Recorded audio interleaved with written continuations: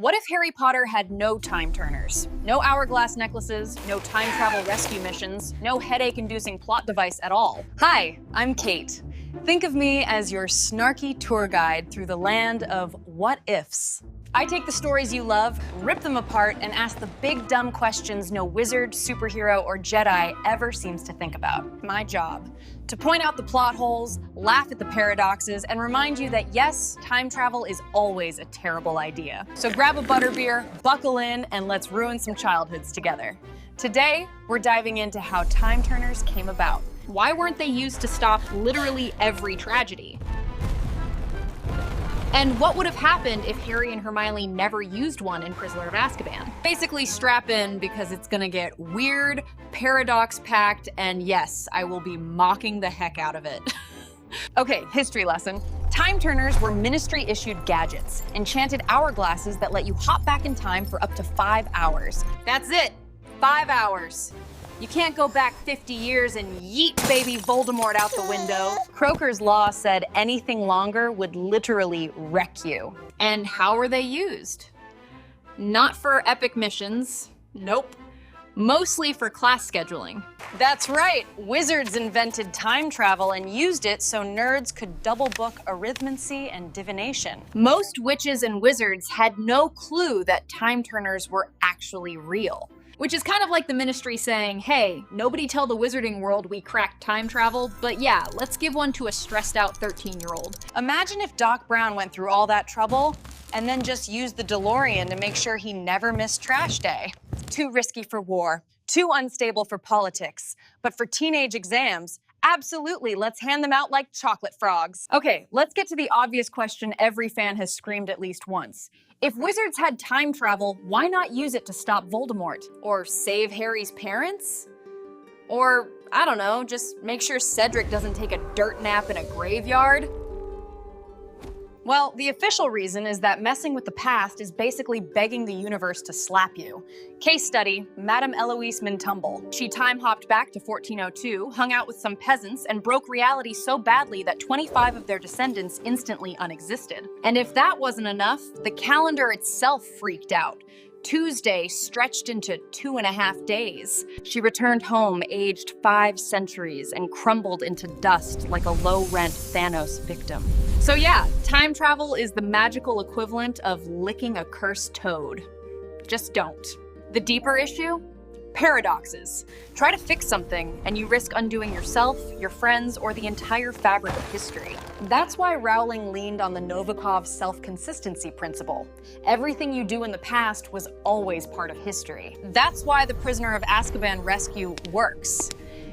Harry doesn't change anything. He was always the one who cast the Patronus, always the one who saved Sirius and Buckbeak. Closed loop, not a rewrite, which is both elegant and a migraine. Of course, the other big reason time turners weren't used for heroics is, say it with me, bureaucracy. The Ministry hoarded them like they were Labubus. Too dangerous for Aurors, too risky for wars, but sure, let's give them to third years who want extra credit. And finally, Dumbledore. Notice he doesn't say, go save your parents, Harry. He says, go save a hippogriff and your scruffy godfather, which, fine, priorities. But it shows just how narrow the window of safe use really was. So yeah, no stopping Voldemort, no undoing deaths, no butterfly effect rescues, just stable loops, bird saving, and a whole lot of Ministry red tape. Because nothing kills magic faster than paperwork. So in Order of the Phoenix, during the Battle of the Department of Mysteries, Rowling pulls the most on-brand move possible. She breaks every last time turner in one go.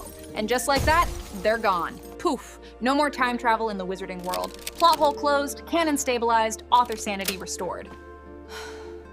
And yet, Harry Potter and the Cursed Child still dragged them back anyway. A mistake has been made.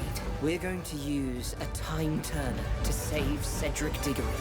Because apparently, once you invent time travel, no franchise ever really learns its lesson. Let's be real, the time turner sequence in Prisoner of Azkaban is amazing. Watching past Harry see future Harry, the big reveal with the Patronus, the clever puzzle box payoff, it's peak Rowling. 10 out of 10, no notes. They also give fans endless debates. Could they stop Voldemort, save Fred, undo the Battle of Hogwarts? And hey, that's free content for nerds like me. But here's the flip side.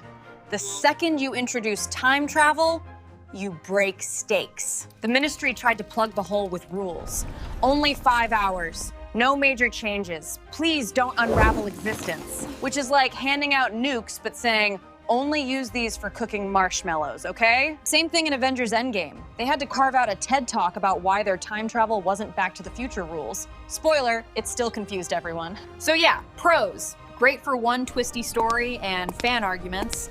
Cons, basically everything else. So let's play this out. What if they never had a time turner in Prisoner of Azkaban? What if Dumbledore just shrugged and said, sorry kid, no time magic for you? First casualty, Buckbeak. No sneak at midnight rescue, no stable loop. He gets executed in Hagrid's pumpkin patch. Cue Hagrid's lifelong depression arc. Next up, Sirius. Without the rewind, he doesn't escape. The Dementors swoop in, perform the kiss, and leave him an empty husk. Harry loses his only family connection, and poof, no Godfather storyline in future books. And then there's Harry. Remember that epic moment where he realizes he was the one who cast the Patronus? Yeah, scratch that. Without time travel, Harry just dies, soul sucked out on the lakeshore. Book 3 ends with Harry Potter the Boy Who Got Kissed. Roll credits. But let's say, for the sake of argument, Harry somehow survives. He still grows up without Sirius, without hope, way darker and lonelier. That version of Harry is not making it to book 7. That kid is joining Voldemort out of spite by book 5.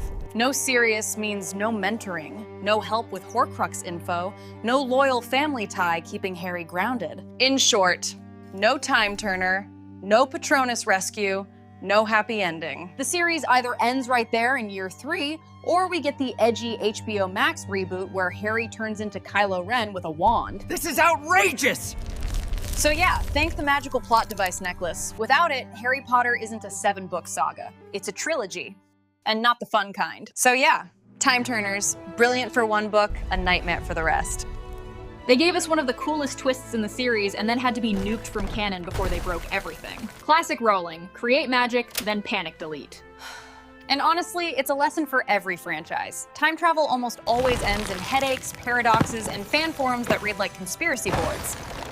But hey, we want to know what you want us to tackle next.